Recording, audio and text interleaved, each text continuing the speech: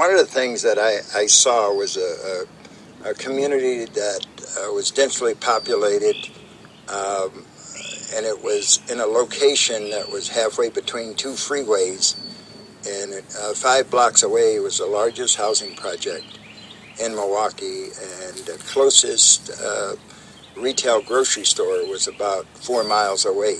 So I kind of looked at this as a place that I could sell my farm produce. So essentially you already had a farm and you decided just to use this as sort of the farm stand. Yes. But you ended up, if I've got the statistic right, producing 40 tons of food a year from those 3 acres? Well, you could quantify it in a number of different ways. We grow enough food there to feed about 10,000 people. And in a very intense and integrated food system. So we grow about 150 different crops in a kind of unusual way. We started out as a for-profit for the first 2 years, and I was working with kids in the neighborhood and teaching them about where their food came from. And some of my friends said, well, why don't you start a nonprofit? I said, well, I like working with kids. If we start doing this nonprofit piece, I would need help. And they volunteered to be the first board and do the administrative piece, because I said, I don't want to sit in the office and write grants and that sort of thing. So that's how we got started back in 1995. So what is the scope of Growing Power today? Well, today we've grown from those early years to where we are today. We have over 20 farms, 110 employees. We have 15 regional training centers around the U.S., and we farm about 200 acres.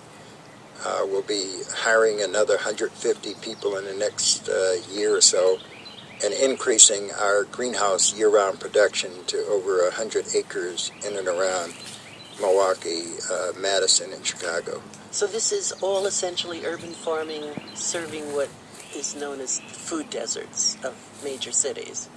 Well, it's really about serving everybody in the community, because all people are not eating very good food that's shipped in, because, during the shipping process, much of our food loses nutrient value, and a lot of times it's 7-8 days from the time it comes off the vine or the stalk before we get it into our bellies. So what we're trying to promote is local agriculture, working with farms in the city. And when I talk about urban agriculture, I'm also talking about farms that are right on the fringe of the city. We're building hoop houses, which are greenhouses, a cheap version of an A-frame greenhouse, all over the place, wherever we can find land, whether it's on asphalt or concrete or hard pan clay. But the key to this whole piece is the fact that we grow soil. We grow compost, so we collect food waste from a number of different places, and we have a large-scale compost operation. We wouldn't be able to scale up like we have done without growing the soil. Cows and pigs and stuff in the city isn't a very practical thing. So what they came up with were worms and fish. The worms being the catalyst for breaking down food waste into worm castings for fertilizer, and of course fish, being able to grow those so families could have protein in these food desert areas. So what do you see as the major issues in food today? Well, I think the major issue is that as citizens, we don't know very much about the food we eat. We just take for granted that it's healthy, and we know over the last 10 or 12 years we've had multiple food scares. A local food system makes a lot of sense to me, because the money stays in that local community and we can create jobs, thousands of jobs.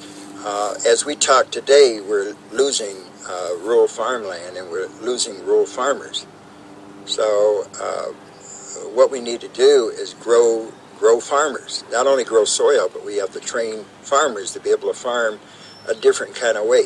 Not like our fathers and grandfathers farmed, but this new kind of farming where you're using, thinking about square footage and growing in unusual places inside the city, inside buildings, on rooftops.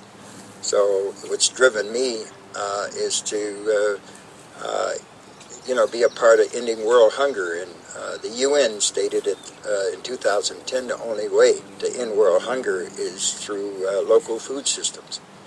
So, it benefits everybody to have a local food system, and that's where all of my energy and our energy at Growing Power goes into creating and quantifying these things, because people don't believe that you can grow a significant amount of food inside a city. It's not the total answer. It's going to take a renaissance of farmers as well as urban farmers to develop this sustainable food system.